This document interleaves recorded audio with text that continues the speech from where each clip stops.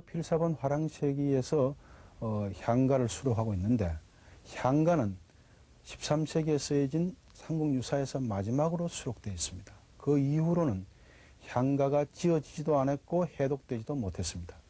이것이 다시 해독되어진 것은 1929년입니다.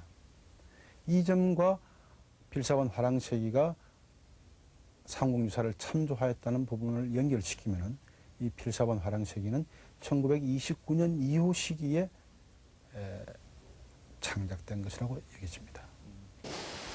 그렇다면 필사본에 수록된 향가는 위작을 만들 당시 창작된 것일까? 전문가를 찾아 향가의 내용을 풀이해봤다.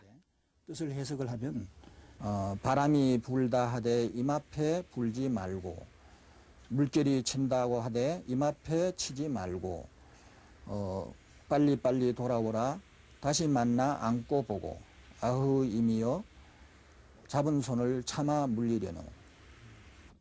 이것은 틀림없는 신라의 향가였다. 제 생각으로는 도저히 그 당시 국어학의 그 향가 해독 수준으로 봐서는 있을 수 없다고 생각이 됩니다. 왜냐하면 이분이 필사를 할 당시에 일제 말기인데, 일제 말기 시대에는 우리나라 향가 연구가 향가 작품을 겨우 억지로 읽어나가는 그런 해독어 수준에 불과한 때였습니다.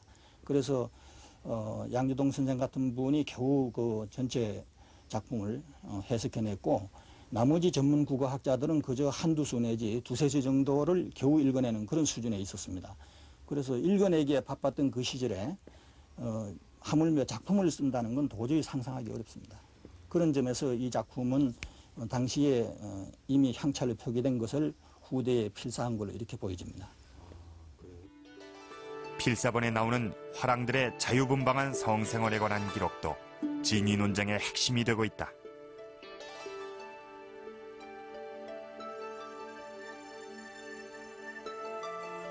그중 가장 논란이 되는 것이 마복자라는 용어다. 마복자는 화랑이 부하에 임신한 아내와 관계를 맺는 것을 제도화한 것이다. 이렇게 태어난 아이를 마복자라고 한다.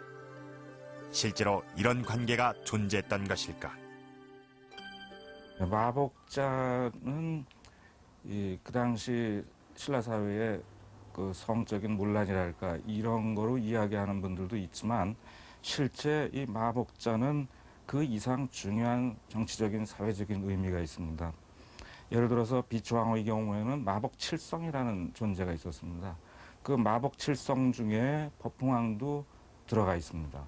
그런데 바로 그 마복자하고 그 마복자를 거느린 사람하고의 관계는 정치 사회적인 면에서 후견자와 추종자의 관계에 있는 걸 우리가 알 수가 있습니다.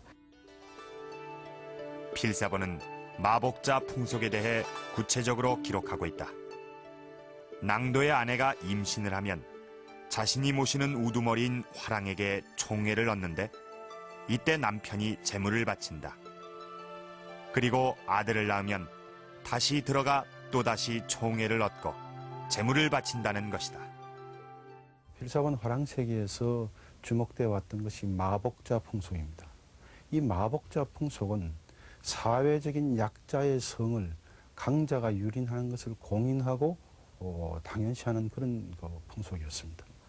그런데 그것이 장기간에 걸쳐서 그런 제도가 유지된다면 과연 사회 질서의 기본 단위인 가족이 유지가 될 수가 있을까 극히 의문입니다. 심지어는 조정 대신들의 처까지도 마복자 풍속 앞에 노출되어 있다 그런다면 그 당시에 사회 질서의 기본 단위인 가족이 유지되기 어렵다고 봅니다.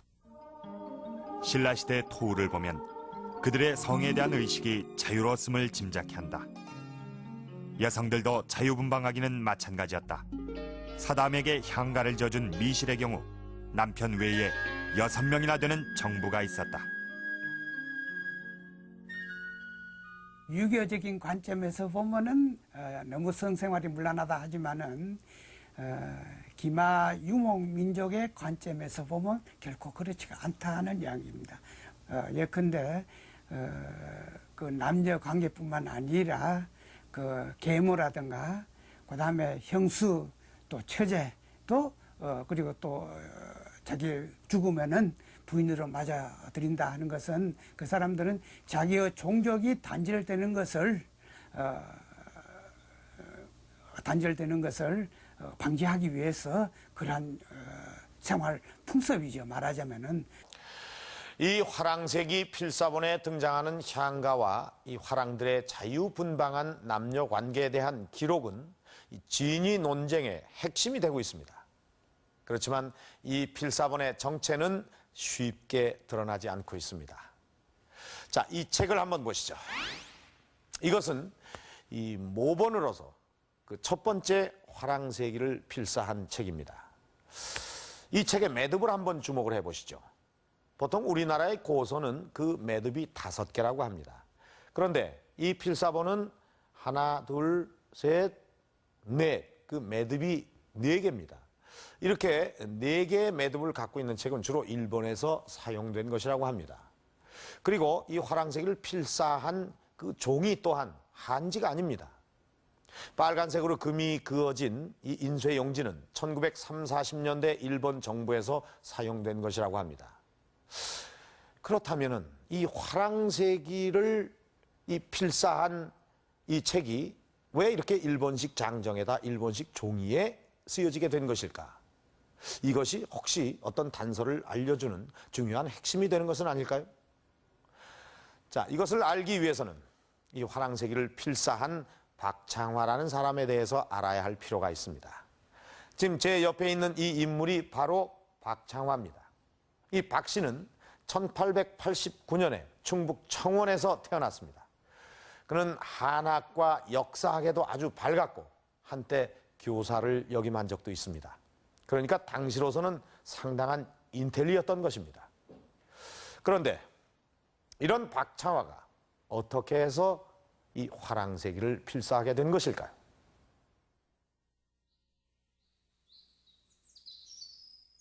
박창화의 고향인 충북 청원군. 그는 1889년 이곳 박씨 집성촌의 한 유학자 집안에서 태어났다.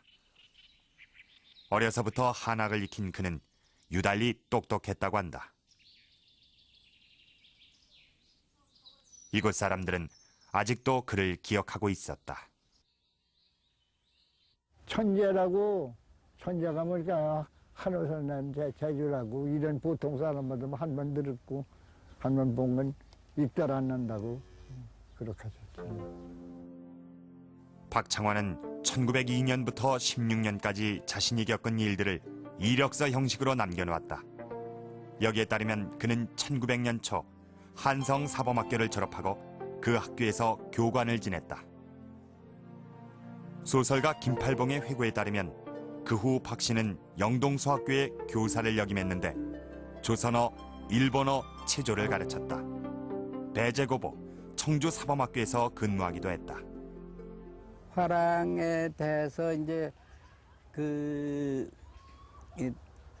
젊은이들이 이제 계곡에 다니면서 수련하고 또 제가 잊어버려서 그런데 그 시작도 얘기를 하시더군요.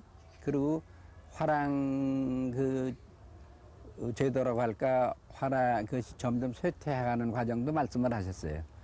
자연이. 그래서 그때의 저희들